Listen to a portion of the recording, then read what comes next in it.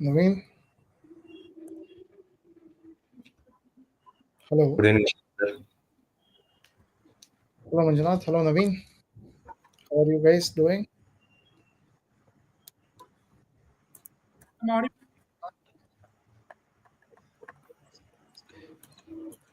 Hello. Hello, I'm able to hear you, sir. Wonderful. Wonderful. Yeah. Thank you. Naveen,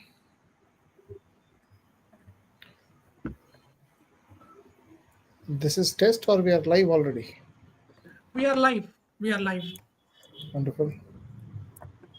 Okay. So let us start. I think the viewers are waiting for today's session. So today we are diving deep into the nuances of the Domestic Violence Act 2005, one of the most significant pieces of legislation in India addressing domestic abuse and protection. To help us unpack this topic, we are honored to have two distinguished speakers with us. Sri Sham sir, a seasoned jurist with extensive experience in understanding and interpreting laws that impact families and individuals. Sri Sham brings years of expertise and a balanced perspective to the complexities of the legal system. I welcome Sham sir to the podcast. Thank you.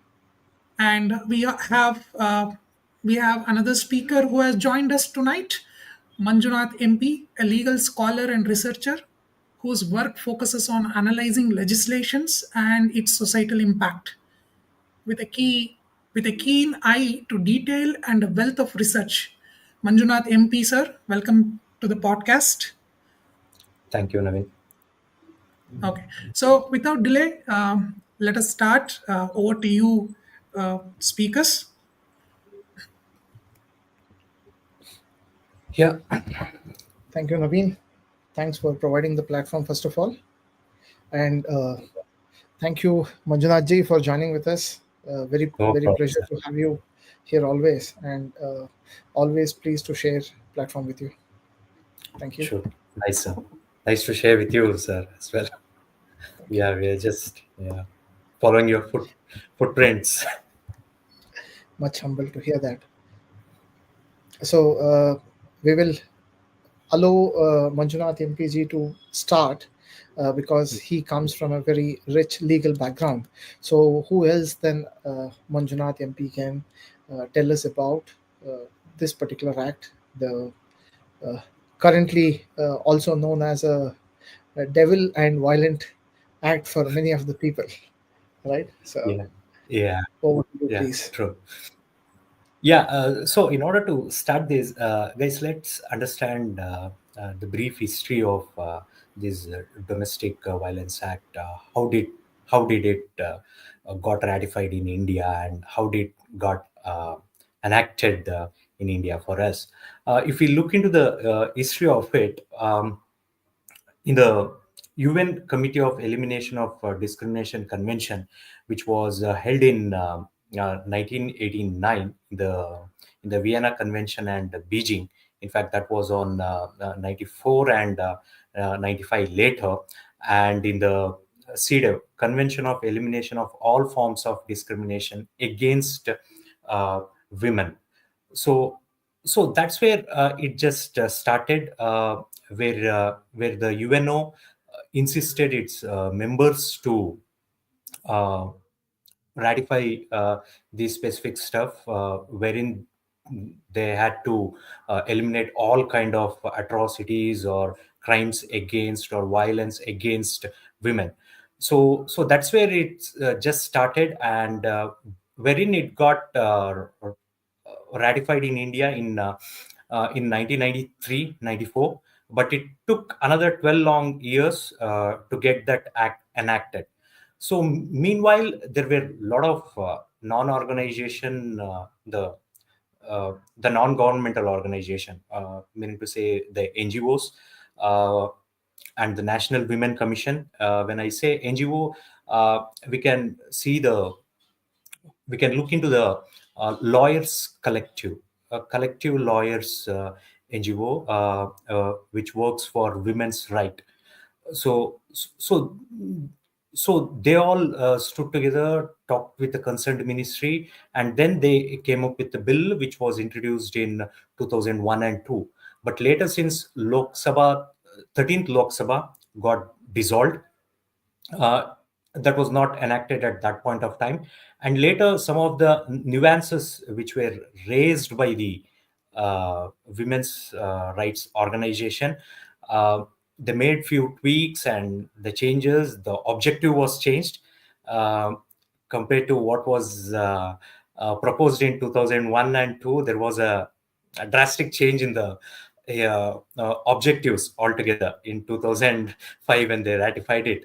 In fact, when they did it in 2001 and 2, in the objectives, it was clearly mentioned that it's an alternative to 498A.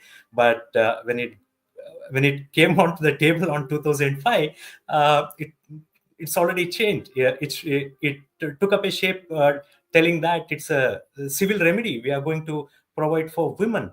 And also, there was a quite interesting discussion as well, wherein in the parliament, in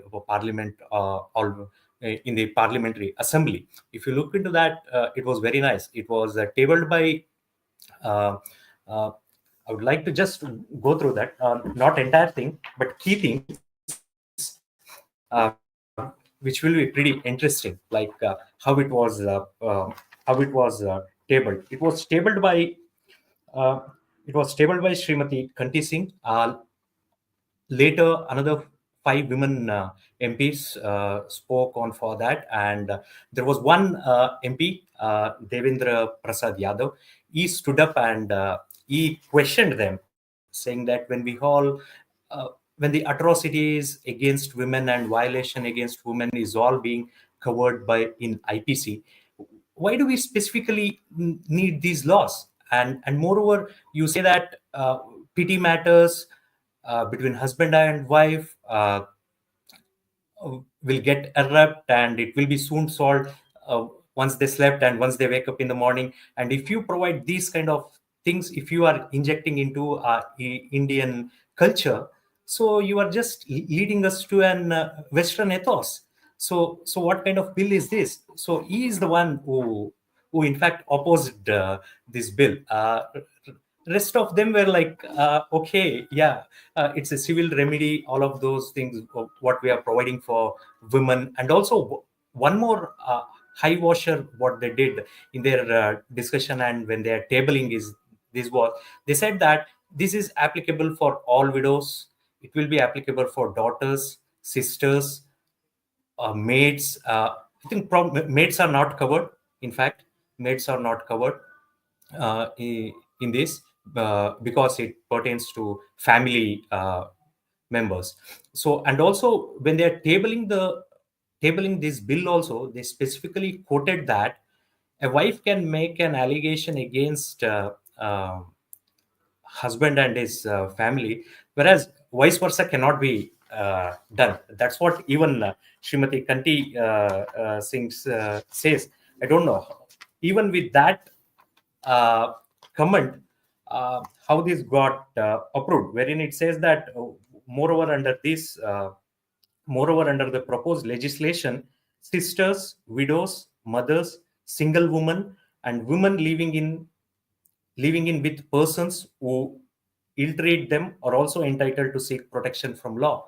So this is where, when we say living relationship, so this is where they slowly injected Western ethos into us, because at that point itself they started recognizing the living relationship in India.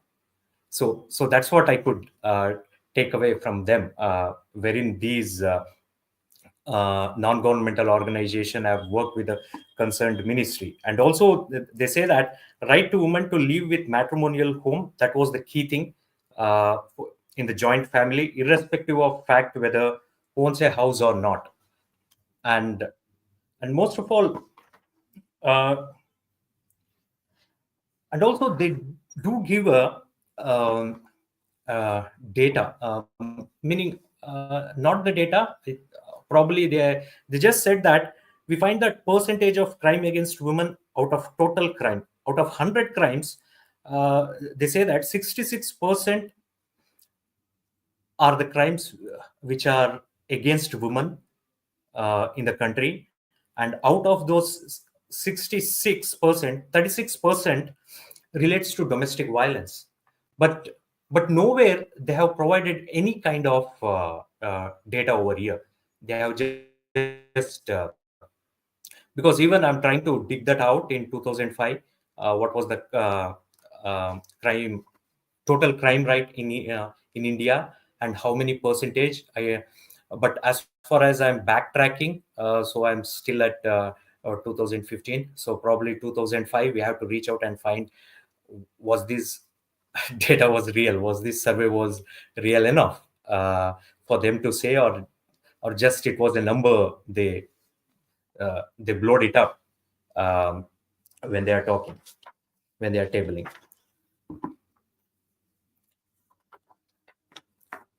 Yeah, so that was the history of DV, how it came.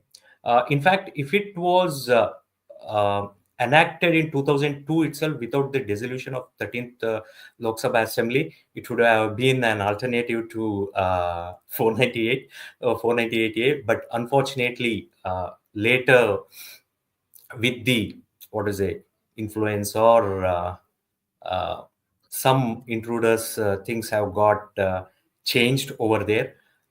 Basically they have they have twisted to their benefit, because the Domestic Violence Act was initially framed in order to make sure that the woman has a civil remedy instead of taking a drastic step towards IPC. Uh, because violence against women or crime against women, uh, there was all sort of sections in the IPC. But still, what is the purpose of enacting of this Domestic Violence Act was initially was tabled well, but later on, with some tweaks, uh, things were changed in the objectives. And further, if we see it in the implementation, it's further has gone worst. Uh, uh, Even the objectives and objectives of 2002 and 2005 were changed. So that's one thing. Even after that, when I say, when it comes to the implementation, it has totally gone wrong. I can get into the further details and the question which arises looking into the Domestic Violence Act. Uh, that I will take it up later once Sham sir continues further on this. I have few questions with respect to section itself, which arises because in these days, whenever some domestic violence case comes up, we tend to file replies and all those stuffs. So just want to deep dive into the sections and few questions which arises. I will explain that later. Over to Sham sir. Thank you, Manjunathji, for taking us through the journey of the act. So, I always find surprising how we citizens are conveyed what that act and what that law will bring in, and they take a buy-in, right? So, it is always said that when a country frames certain law, certain act, that has to be for the public, and public need to understand what that act is, what that law is, so that there is a bind, they understand what their elected representatives are presenting in the parliament, and who is actually talking sense, and how people are upholding the ethos of our motherland.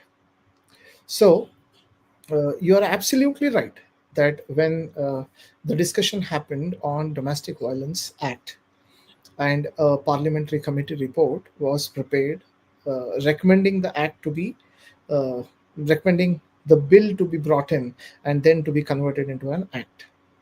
I also went through the complete debate of the parliament when it started, right? uh, what I feel surprising was, if you look into the nature of the debate, some of the MPs were quoting examples of the maids working in their house and how those maids are being Yes. subjected to violence by their husband. Okay, if you go through further, you see many MPs quoting examples, quoting very sentimental and emotional uh, uh, illustrations of how violence can happen in a woman's life and why this act is very important. When they are quoting, everybody quoted examples of uh, probably at a woman who is working at a lower grade or having Yeah. lesser income. Lower grade doesn't mean anything related to their caste or anything. It is more about the income that I'm talking about. Lesser pay taking home, right? Uh, so everyone gave examples of that, and many of them took on to examples where women are not educated, or the family itself per se is not educated, right? The fun part is they gave these examples.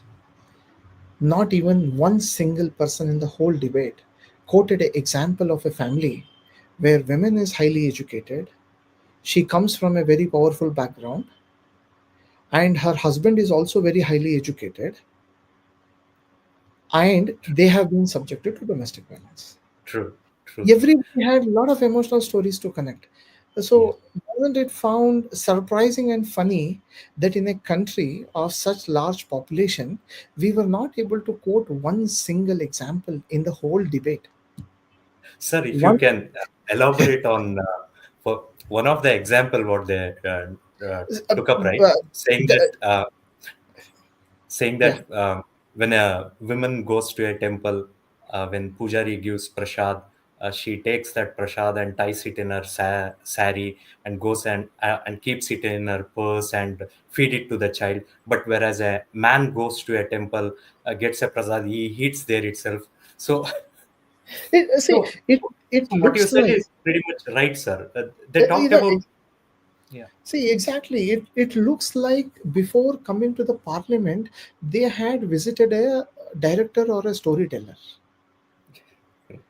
See, this such elaboration can happen only then. Now, yeah. you Yeah, tell that me was the example. naturally, if I ask you, Manjunath, did you go to temple? Did you take your sister along? Did you take your mother along? Yeah, sir, I took my mother to the temple. I was surprised to see she took the prasad and kept it in her pallu, Okay. came and fed me. Well, is it a natural way of speaking? Even in debates, is it a natural way of calling it out? Yeah, I think someone would have really visited storytellers, right? I'm not trying to mock anybody. Okay, yeah. if any of the lawmakers get hurt by this, they can only get hurt if they have actually gone to a storyteller. Okay, so it sounds very surprising that all the examples they quoted, those examples never stood out anything related to logic, anything related to uh, equal power equation. Today, if you see, the country is evolving and we are progressing, and as a country, I love to believe that we Bharatiyas always upheld our samskriti, right? And we respected women at every stage of life. Yeah. And True. there was a survey conducted recently where a single man versus a single woman was questioned, asking uh, who enjoys the singularity or the singleness more in their life. It was found that women uh, like 7x more to be single compared to a male, which actually tells you a very very hard hidden truth. The hard hidden truth is man is always looking to take responsibility. He is a Yeah. social animal. He want to live with a family. His life starts with an imagination that one day I get settled, one day I become very stable, I will marry, I will have a family, I will lead a good marital institution. At least that is what is seen in Indian context. Okay, but what exactly is happening? Because we did not discuss about this, we did not give a right picture to the whole Yeah. country saying why we are bringing this act.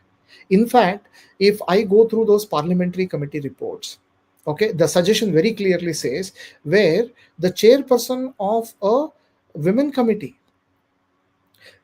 okay, they are coming and calling out that this particular act is mainly to preserve the family True, sir. Yes. and protect the women. They did not Yes. say this is to preserve family or protect the women. They used a conjunction called and. When it is and, I am happy. Okay, you are bringing an act, you are making promise to the whole nation that hey, today women are undergoing a lot of suffering. There are many different provisions we made for them.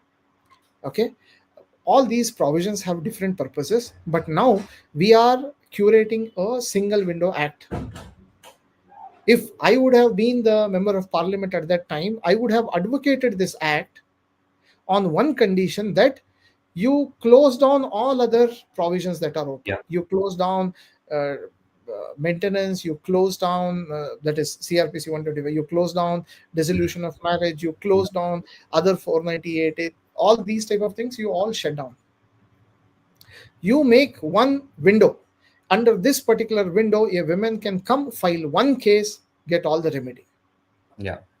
Absolutely. Okay, outcome of this, if during the trial if you find there is a real culprit, okay, then as an outcome of that trial, you take suo moto action to accordingly punish.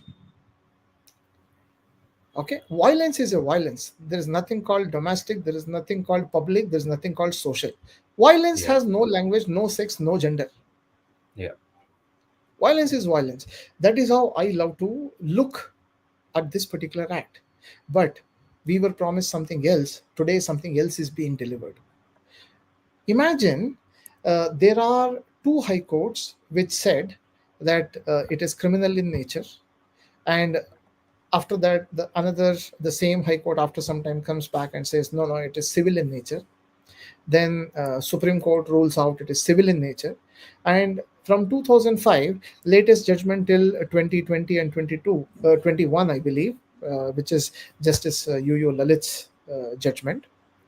So that judgment after 20 years coming up and saying it is civil in nature, it doesn't have any time limitation, and it has nothing to do with criminality in the initial stage. Only if there are any orders which are not followed by the person against whom the order is given, then criminal proceedings can be invoked.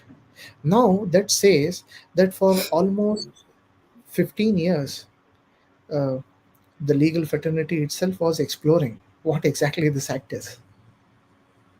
Yeah. So True.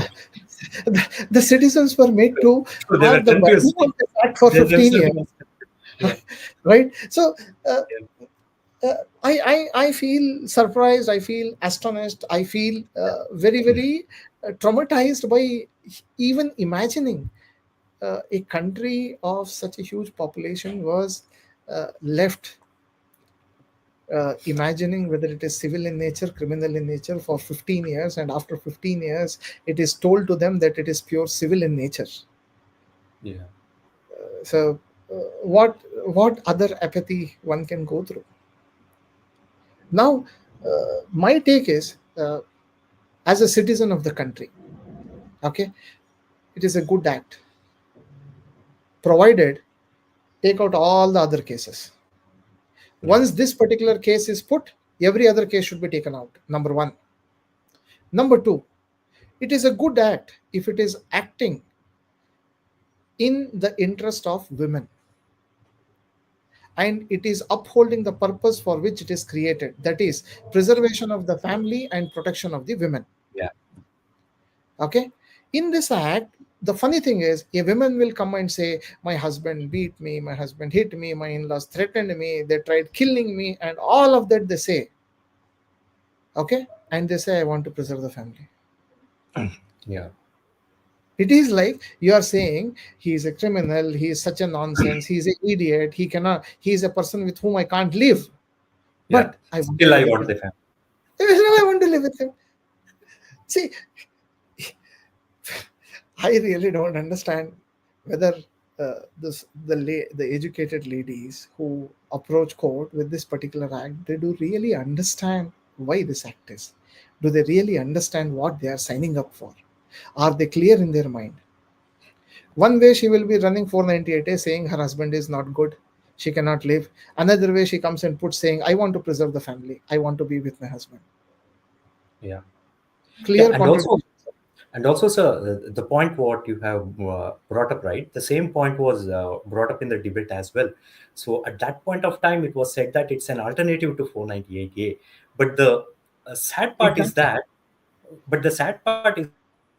that, sir, whenever these acts are interpreted in court, uh, for the interpretation we have debates will come under external aids. So those things are not taken up by the court frequently. Merely in one of the case they have taken till now. So with that sense, they won't interpret that with a parliamentary debate. So that's one key problem. This is how they just want to interpret how they want, and that's how it's going on. No, I see it the other way. Okay, I see it the other way, because you take any constitutional bench judgments that come up, right? When you are not clear in understanding the law. See, first of all, my understanding of law is law cannot be gray, especially when it comes to punishments, when it comes to penalties. So if you have introduced a provision of penalty or punishment, it cannot be gray. Anybody who says it can be gray, they are doing grave injustice. They are trying to become God. Okay. Yeah, So law having punishment, law having an option where compensation, these type of things come up, it need to be proper, it need to be black and white. Number one. Number two, any constitutional bench that sits and tries to evaluate whether the issue that is being brought to the constitutional bench, whether that is in the light of constitution, upholding the light of constitution, whether that fulfills the purpose for which the law was created, the act was created, right? So yeah, I would say that no one has raised till date a point that, hey, domestic violence act is more of a civil relief, which has been upheld by many high courts and now supreme courts as well. Now it is very clear that the base on which they are upholding this as a civil remedy is the term called respondent being used rather than accused, number one. Number two, the purpose of the act was to preserve the family. And to preserve the family, we cannot make criminality against a husband or in-laws yeah, family, right? Because that will disturb the whole family equation. So when courts are upholding that, then court should also try to look into an alternative, saying when a lady approaches with a DV act, they should also see whether are there any divorce proceedings invoked.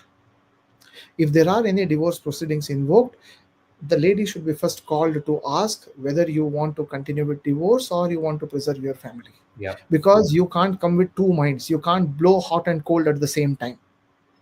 If you want to then go with DV, you want to preserve the yeah, family, please get your di- uh, uh, dissolution or divorce case dismissed. Number one. Number two, you have filed a criminal case against him. You're telling he is a criminal, and a criminal will be punished in such a way that he can also go to jail. Do you still want to come back and say that you want to preserve the family and you want to live life with him, but you are making your husband go to jail? So you want to run that case or this case? I think in the questionnaire there should be a very very clear affidavit taken by the person, because sometime what will happen is, we may say anything, but the whole society laughs at people who come with contradiction, right? yeah, Someone who says I want to leave, but someone who runs away when an order is passed, right? yeah, So first, in the questionnaire something like this should be there. If it is not there, then good lawyers should raise this point. Good yeah, lawyers fighting a case for or against should raise this point. yeah, They should, yeah. That's a because their first duty is towards the country.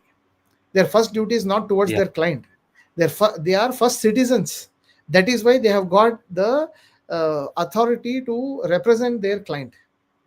So, being citizen of such a noble motherland, a place where people like Buddha, Mahatma Gandhi, uh, and many others have taken birth, they have walked through in such a wonderful country. The duty is to be first be a good citizen, right? They should first ask and get this clarified, because enough of putting responsibility on husbands, right? Yeah, And yeah. And somewhere, also, as you said, sir, I have a yeah, I have a quite weird thought. You should clarify this to me, okay? Somewhere, I think most of the time when we look into these social issues, okay, one major issue that haunts us is why men's issues are not addressed. Why people are not giving any ear to men's issue. It is not that people are not able to understand. It is not that our legislators are not able to understand whether men are actually suffering or not. Then why men's issues are neglected? Why even to have a simple commission like men's commission who can at least acknowledge that there is a problem happening with men? Why even that is being ignored? So I get a thinking that, hey, that is being done because if you keep man busy in these family affairs, then he will not come and question you. He will question. not Yeah, come and question why my road is not proper, why my true, street lights are not working. true. If he is busy running to court, if he is busy running and preparing, doing something for himself to safeguard himself, then he will not critically question the society. So I think Yeah, that is where men are more and more being subjected. yeah, yeah. That's true. Because one That side is you have the already, thinking I get. That is the thinking I get. You should yeah, answer me. Being in legal fraternity, you should answer me whether my thinking is okay. yeah, yeah. That's Yeah, that is also one of the reason, sir. Because if we think right on, because if you see one-sided, what do you say, these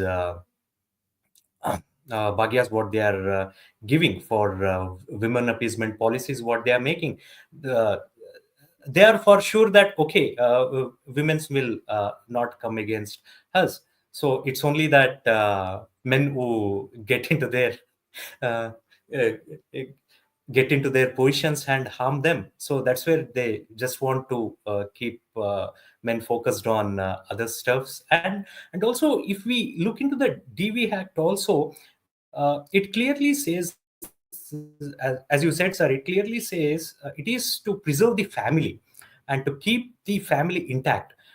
If we consider a scenario wherein a husband beats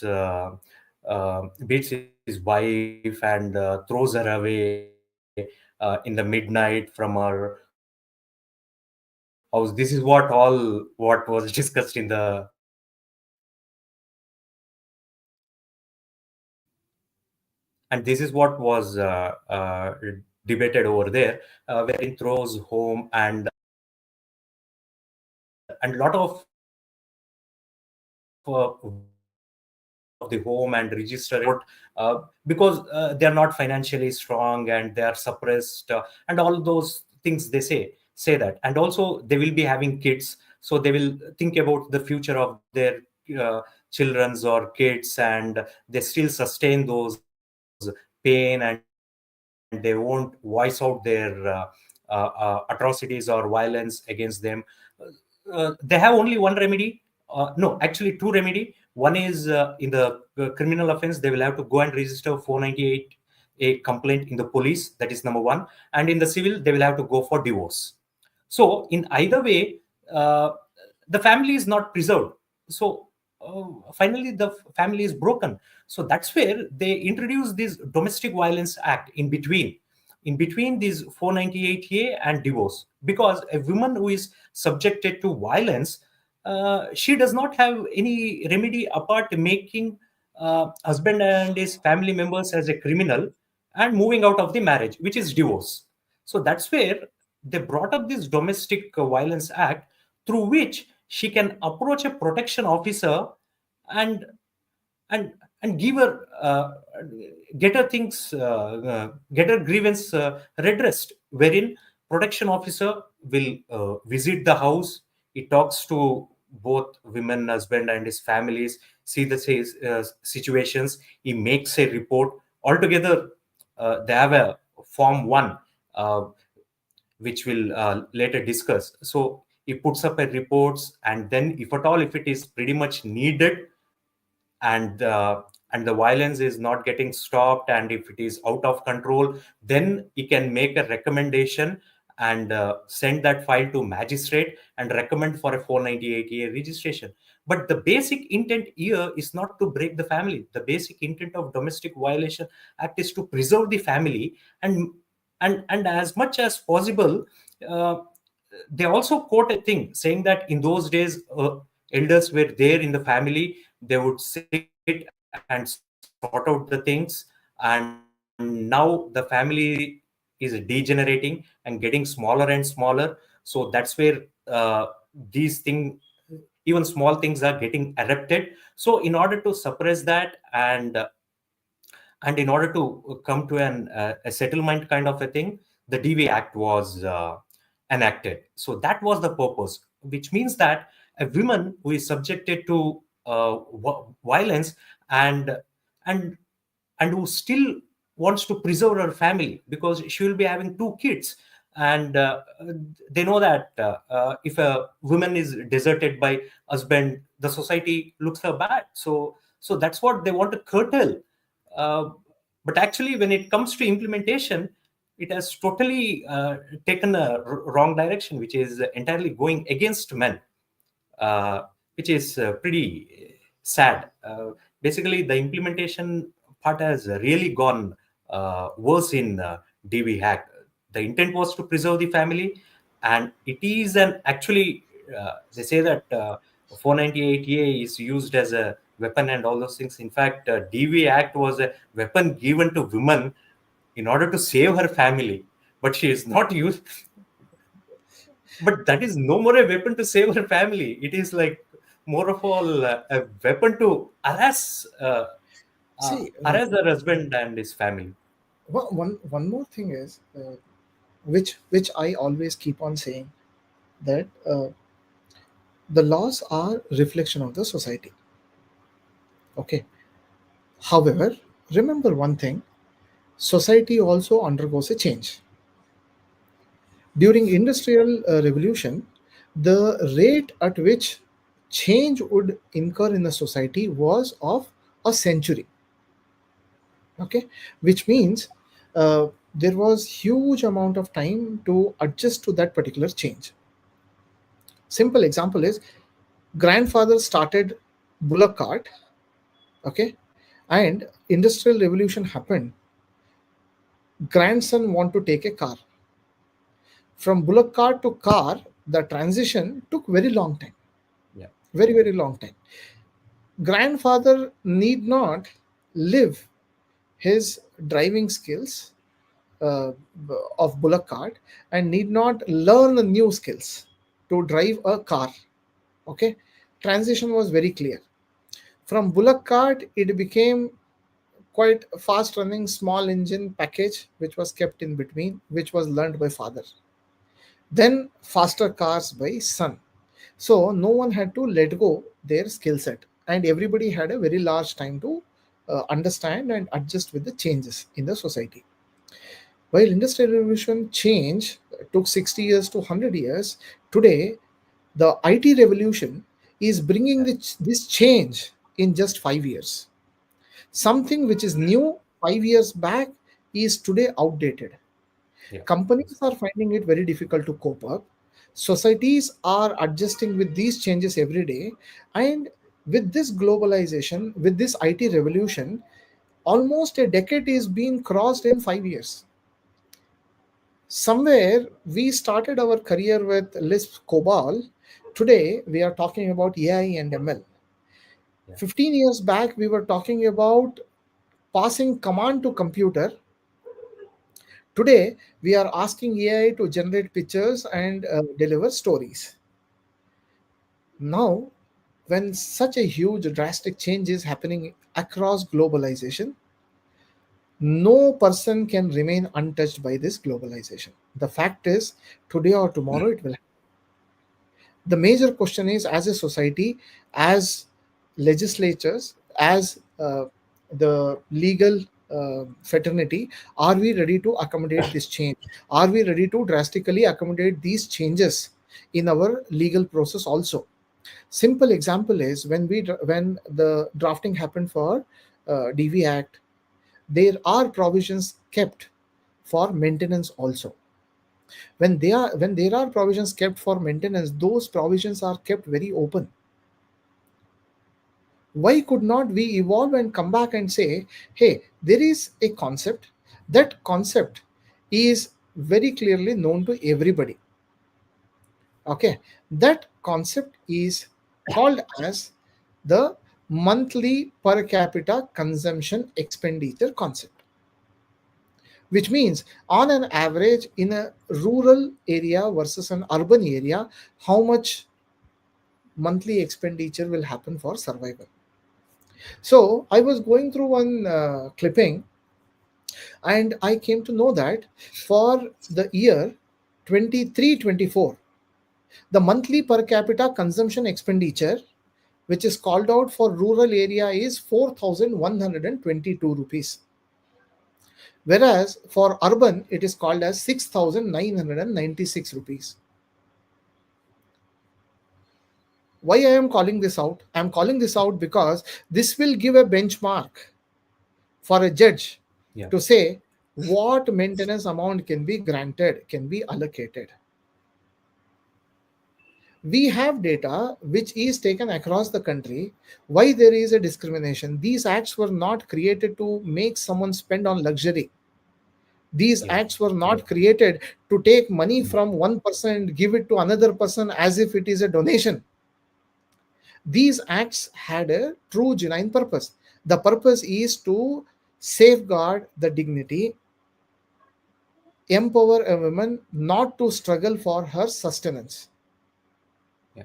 Because she is still saying, I want to preserve the family, which means she will be getting back to her family at one or the other time if her husband agrees, or if there is no collusion on that particular thought. But what we have ended up doing in the name of maintenance, I have seen people asking 2 crore rupees, 3 crore Yeah. rupees, asking monthly maintenance 6 lakh rupees. 6 lakh rupees. And they are saying we want to have equal living standard. Here is also a fun. The fun is the lady goes and say my living standard was not good. He used to beat me, he used to hit me, he used to abuse me, my in-laws never used to give me food. Then the living So standard should be maintained in that way, right? She should be yeah, continued to yeah. be Same in the same. parental home also. See, I really Yeah. feel very True. surprised, very astonished. Saying one side a woman comes and says that she never had a good living standard and that is why she is putting domestic violence. She wants protection. Yeah. And the maintenance order saying that we will match the living standard. What living standard? The concept itself is flawed. Yeah. Yeah. A power without responsibility creates anarchy and tyranny in society. You only end up creating tyrants. Yeah. Father Absolutely. is not allowed to see a child. Who can do this? Only a tyrant can do this. A father is not allowed to meet the child. Who can do this? Only a tyrant can do this.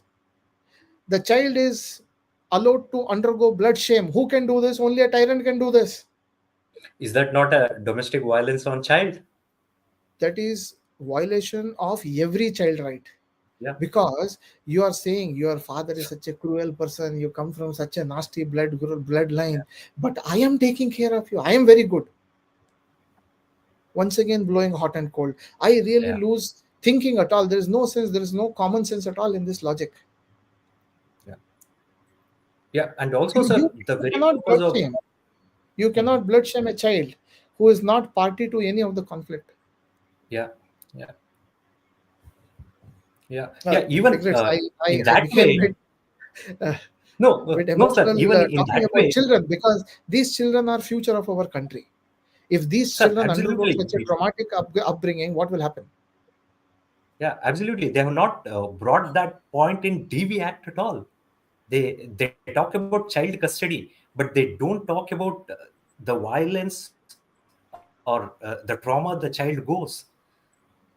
So that is not covered. So that's where, right, where where even SIF propagates a separate ministry for children's, because they are just with the women and Yeah. child development ministry, they are overshadowing the children's over there. So there has to be a separate child ministry in this regard, as SIF says. And also, the very purpose of the DV Act, we see the Act is for emergency situation. It is not that you think a lot, you brainstorm a lot, but after filing 498A or after 1 or 2 years or 3 years, you come back, plan to pressurize, you put a DV. It's not that. If we see the very purpose of the act, right, it says that it has to be disposed within 60 days. Why they have made that 60 days time duration? That magistrate don't understand that. Why it is made 60 days? Because if any woman subjected to violence and thrown out of a house or matrimonial home, and and if there is an emergency need for her any shelter, which protection officers can take care, should provide that, and she should be reinstalled back to her matrimonial home, and the family should be preserved. So anything has to be decided within a short period of time, within 60 days for the emergency need. But today, I have an example of a case in Mandya domestic violence, which was reported in 2013, and it has in evidence stage in 2025, 12 years. Yeah, see, absolutely right. There are I see it in I see that from two Mhm. sides. Okay, Yep. one, uh, you're right, saying, hey, this is for an emergency delivery of relief, right? But it is running for a long time. Many feminists talk about this. I call them as fake feminists. Mhm. The reason I call them is, if they are really worried about the women, they should come forward and do something to actually make them independent, to empower them, right? Yeah. But they don't do that. What they do is, they say, hey, maintenance. Hey, she has born the child, so only she can have the right on it. Okay. Now, talking about delay, they give this example. She put the case in 2013, but her evidence has come now. If you look into that history Yeah. and go and see who Yeah. has Yeah. taken date on date, Yeah. Yeah. After the getting moment the interim moment it maintenance. comes to evidence stage, they Yeah. keep on skipping the dates. They keep Yes. on taking one more date, one more date, one more date, because there is no evidence available. First of all, the act is so vaguely called out, saying physical violence, emotional violence, mental violence, every type of violence Yeah. is kept there. So I very clearly tell, violence is a violence. Violence doesn't have shape, size, form, it doesn't have sex, gender, and all. Violence is violence. Okay? The intensity of violence is what matters. And in a relationship, that intensity gets amplified or gets nullified depending on the trust and compassion the two people living in that relationship have.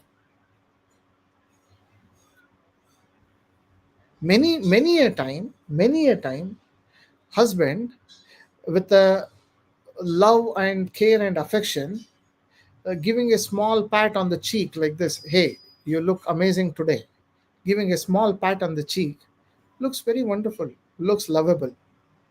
But imagine, if there is no trust, if there is no compassion between that relationship, that small pat can look like a slap. She can go and say that my husband Yeah. slapped me.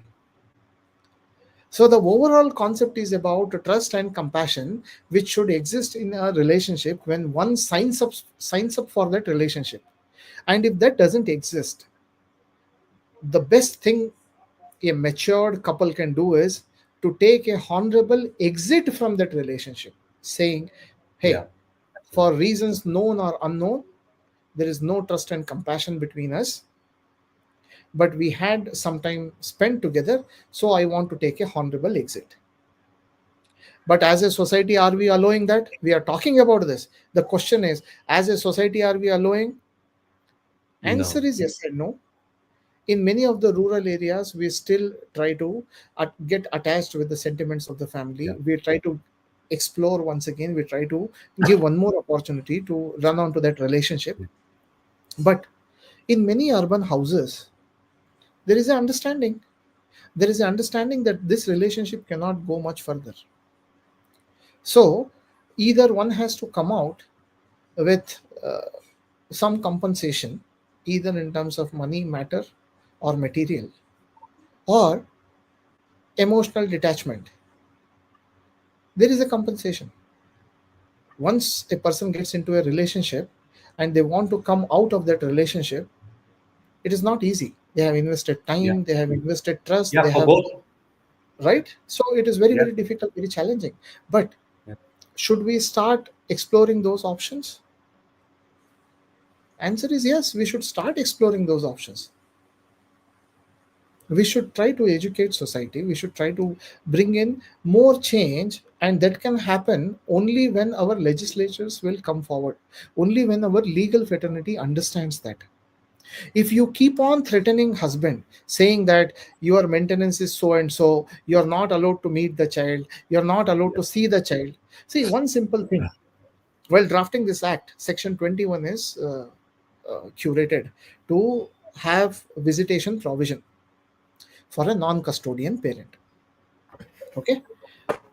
Now, tell me, the base of this act was preserving the family. To preserve the family, if there is a child, the best thing to do to preserve a family is keep the child and say, guys, this particular child is an outcome of your love, affection, care, compassion towards each other. At least look at this child, have an honor and respect to this child existence, and allow decent visitation. Give decent visitation. Why a father should become a visitor?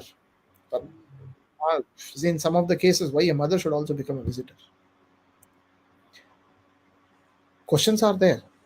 But without even asking these questions, especially in the DV Act, where the provision is under Section 21, a non custodial parent can have visitation. Many people, when husbands get visitation, they escalate it and take an appeal saying whether the Act really says that. They miss reading the Act with the purpose of the Act. The purpose of the Act is very clear: preserve the family. If you are distancing Yeah. a parent from the child, how can you even Yeah. think of getting the family back? Yeah. You are defeating the purpose of the law, you are defeating the purpose for which the whole thing has been curated, and you come forward with contradictions, and you try to debate, you try to run a whole industry of it. Because though the legal fees of any case is less, there are the ground realities. There are many people who don't understand law. There are many people who still depend on lawyers, counselors, okay, subject matter experts who guide them. And this doesn't come free of cost. Probably the person may be doing charity and he may be doing free of cost, but their time is not free of cost. The cost is for their Yeah. time. Probably their knowledge may be free. Yeah. That is a burden. If the same money is saved, that can be invested on tourism, that can be invested on purchasing a house, that can be invested on something else which can increase the revenue, the GDP of the country. So, Yeah. with maintenance, with running cases, with all these things, we are not doing harm only to the husband or his family. We are doing harm to the whole country, because the Yeah. progress of the country by that population is being deteriorated, Yeah. Absolutely. right? I think So, it was rightly brought up, Sham sir. Somewhere, when we look at the root of the problem, our democracy, it's a world's biggest democracy that we live in, and our constitution is a very solid, rigid constitution as well. We have three pillars that is taking this nation, upholding this nation. One is legislature, one is executive, and the third one is the judiciary. Now, when we look at the three constituents, the three pillars, the legislature has the power to invent the laws, executive to implement the laws, and the judiciary has a power to interpret the laws. Now, this mashup, what we are seeing today in the family laws in, or any other laws, I think somewhere the three pillars are overstepping in each other functionalities. Why? Because I'm saying is that it was a very clear statement when the DV Act enactment was done. The intent or the purpose why it was being enacted, and it was not done as a overnight thought, because it took nearly 10 years in order to draft the entire DV Act. Now, when we go back to the judiciary, it is very far from the reality how it has been interpreted in judiciary, and this is what the sad state is now.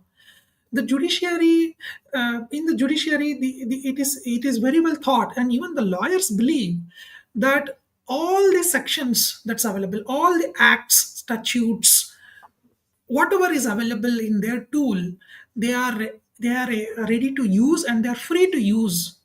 Now judiciary should curb this type of practices. So only when we understand the real intention of the law. Now today we are in such a sad state. I'm very sad to say this, that once a DV case has been filed, the lawyers are standing in queue to obtain bail to the husband and their family. This is the sad state that to and the reality that exists today. Why? Because people, the lawyers, has completely forgotten, or the I'm not sure.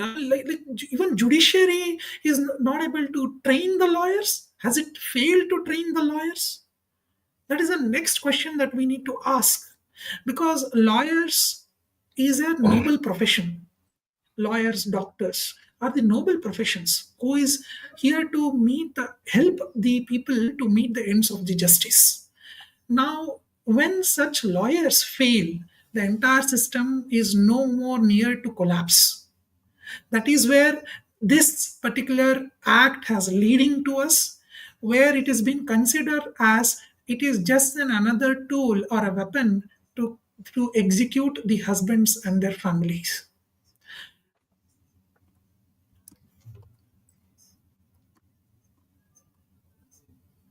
And I think that is my take. I think the clear message has to be sent out to the by the legislature, and judiciary should really interpret this law properly. It also has to understand the intent of why this enactment, the very enactment, has been built. As you said, it is to protect the woman and preserve the family. Today both the things are not happening. It is not meeting both the conditions, not even a single condition. Woman is not protected, she is not empowered, and the families are broken at the first instance of the case. Yeah. And a lot of people, when they go to the court for a DV, it is a very sad state that the in the court, the judicial officers, they they never ask the parties, the litigants, the husband or wife, that do you really want to separate out, or do you want to continue living together? Not even a single question is asked. And a new type of evil has arisen to it, is called ex parte interim order. Even without representation, even without any summons issued to the respondents, there is something called as ex parte interim order. This is I'm not I'm it's a very scary situation, but how such interpretation is brought into the judicial system is actually very sad state that we are in. Over to you, So Shamsar. thank you, Naveen.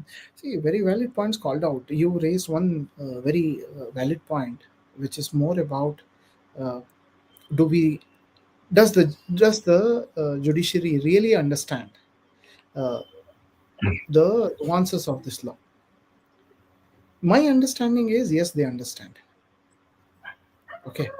The only problem is understanding varies from person to person, from court to court, from lawyer to lawyer, or to judge to judge. Okay. But The major question is not about whether judiciary understands it. The major question is about whether public understands it. Okay, so it is very difficult to actually get the outcome from this law unless until people, common public, understands the purpose of this law. So common understanding should prevail, and one should know what this act stands for, how this can be used or misused, and when they are getting married, what they are being subjected to. Now, when people understand, then as a society, people will raise up to take precautionary effects, and they will also stand for the purpose of this law. But the underlying problem is no one opens up to understand the actual purpose, and no one even takes steps to make people understand the actual purpose.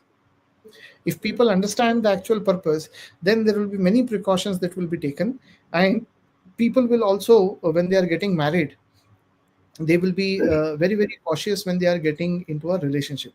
Today what is happening is, because with this particular act, somewhere women is made to feel that she has enormous power. I'm using my words very carefully. I'm saying she's made to feel, okay, that she has enormous power to win this particular situation, not the case, the situation, and she can get benefit from this. Trust me, that is not the Absolutely. case. That is not the Yeah. case, number one. Number two, as a society, Yeah. somewhere I feel it is creating more of anarchy. Number three, somewhere the ethos of our country are being challenged, and the note and the notion that we always had, that India has a very very strong family culture, that this is being broken day by day, every day, with every passing day, every passing order, and with the number of cases increasing the society, this notion is slowly getting broken. Now it raises a bigger question: should we uphold our ethos? Were our ancestors following the right cultural practices? It raises a very very big challenging question. It is a question on our ethnicity. It is a question of our upbringing, right? Sometime in bringing gender equality, we miss these concepts. We are ready to take shame for no mistake of us, right? So being truthful doesn't mean that you accept whatever is thrown at you. Being truthful means that you respect others view, at the same time you stand by truth, even if it is minority, even if the truth is at a very very minimal extent accepted. Now unless we do this, we will not be able to avoid this social evil. I will call this as a social evil, because it is destroying the complete social fabric that we have, and it is somewhere disturbing the contribution that people can bring into the country if they are free from these cases. Simple example: recently we had Atul Subhash, who was an AIML engineer. If he was not subjected to this, probably he would have been a research scholar, and India, in its name, in its bucket, would have had some more patents or some other contributions in the AI world. We call ourselves a country where we export skill, but when such laws kill people, making them run to courts, kind of run to many other public places just to come out of these cases, then how they will actually contribute? That is why a thought always comes in my mind, that are these being done to keep men very much busy? If they are not busy, then they will have actual questions raised to the legislators, politicians, and they actually would raise genuine questions to make the country grow prosperous. This is what I think of as a citizen, as a human being, and whatever I have learned, I have understood, and whatever I have seen, uh, the way these things can be addressed. This is what I can say from my side. But we do have many, brainies in the world. We do have many experts in the world who have given their life to legal fraternity, I am surprised why they have not come up with a balanced, truthful solution till now. If your expertise is not being used to resolve the major problem existing in the society, then what is the use of such expertise? You may be at any position. Your position should contribute positively to the society. Over to you, Manjunath. Yeah, Yeah, with in the these, interest sir, of time, what I can probably, we will yeah, wrap Naveen, up in yeah, another 5 minutes. We are already over the time. Guys, thanks for joining us live. We will continue these sessions. This will not be a single episode. We will have a series of DV knowledgeable sessions where we will try to throw some lights on the darker sides of this DV Act itself. And this is going to be a very knowledgeable, knowledging section, I promise, because you will find some of the surprising facts from the act itself, and we will also share you some of the important judgments as well as we go through this series. In the interest of time, we have 3 minutes. If you guys have any questions, you can drop your question in the live chat, else we will close up for the day.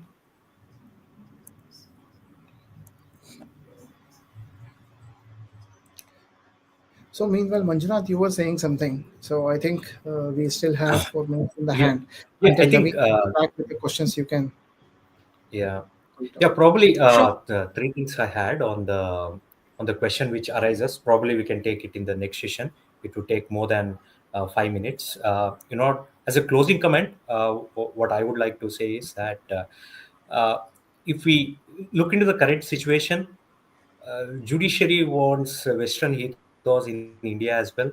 So that's what they are waiting for, so that they don't want any kind of Indian culture to be exist here, and they want to make their jobs easy. So I think they're just waiting for it. That's all I can say.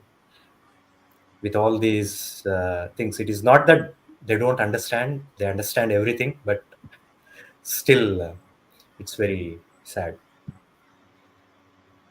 and Absolutely. and Thank one you. more thing and one more thing is that and last point, one more thing is that uh, we as a litigants, or mm, as a activists, I think probably we should also dare to question back them uh, with new questions that arises to us. So I think we should focus going forward more on that. So that is the way to go forward, I guess. Yeah, over to Naveen and Shamsa. Thank Yes, you. Naveen. So we have a couple of questions. Probably we will not be able to cover most of the questions because it requires a thorough discussion on it. Um, so we have a question from Angeline Babu. Thanks for your valuable time for men's victims. It is always our pleasure that we help the society to grow. So we have one more question from Santosh Nayak. Could you please throw some light on the possible solutions? Santosh Nayak, we will have another session where we will go through the solutions, because we have planned it like we will introduce the DV, we will talk about DV, then we will tell you the reality of the DV, and then we'll jump into solutions as well as actions. So we have lined up a series of the podcasts. Be tuned. We will definitely have the solutions listed out very soon. Right. What is importance of DIR report in DV Act, and how is it exactly in actual practice? By Suprakash Kuntia. So I would ask Shamsar to answer this. Thank you, Naveen. I don't know if my video is stuck. So I was just trying to Yes, it is. limit, yeah, limit the bandwidth by putting the avatar rather than my photo there. Okay. So, fine. Let me pick that up. Uh, See, DIR is important. That forms the base of the whole proceedings. So when we say that forms the base of the whole proceeding, it means that DIR report will be first hand looked into to see what issues are being uh, carved out for the case. So it will give you points which will highlight the reason for which the case or the trial is running. Number one. Number two, what is the importance of that point? The importance is by understanding those points, you will be able to focus whether those points are genuine, and the evidences that you are submitting, those evidences should be submitted in light of that. Number three, I think the question had a second part saying how it actually happens in practice, right? So, in practice, it has two purposes to fulfill. Number one, the purpose is make out the case. Number two, adapt it to evaluate the outcome of the case. If the proceedings are running, purpose one is already fulfilled. Purpose two, evaluate the outcome depending on the issues raised by DIR. I also address that by answering that when you submit evidences, you can look into the DIR and you can look into the sections which will clearly say what was the main reason for actually making the case on you.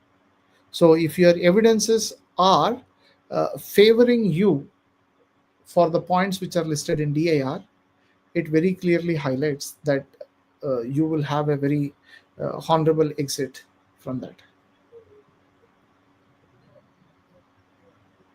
Hope I answered. Yeah. Just to add on Yes, to sir. that, Thank sir, you. Thanks for. DIR report is pretty much important, as you said. So once we have the DIR report and along with that associated evidence to it, that's what make the job of magistrate easy and dispose the case as soon as possible. So DIR is very important.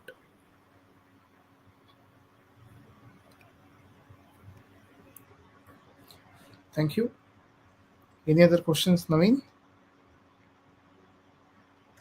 Uh, I think there are certain other questions which is coming up. But definitely, guys, I know pros and cons of filing DV from mother. Is it advisable? We will have a thorough sessions on it very soon. If SIF gives us another opportunity, definitely we will conduct another one. I, Happy I to will talk about all these things. I will, Naveen, on that particular point, I will not answer Yes, the question, but I will leave a comment which whoever asked it can take it as a food for thought.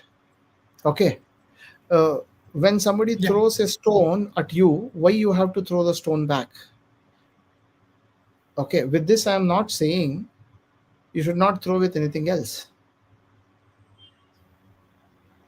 Okay. So, food for thought. When I say when someone tries to throw a stone at you, there is no need to throw the stone back. But I am also saying with this statement that this statement doesn't mean you don't try to throw anything else at that person. Take this, think on it. Okay. Answer to a DV is not a counter DV. That doesn't mean that no other case can be filed.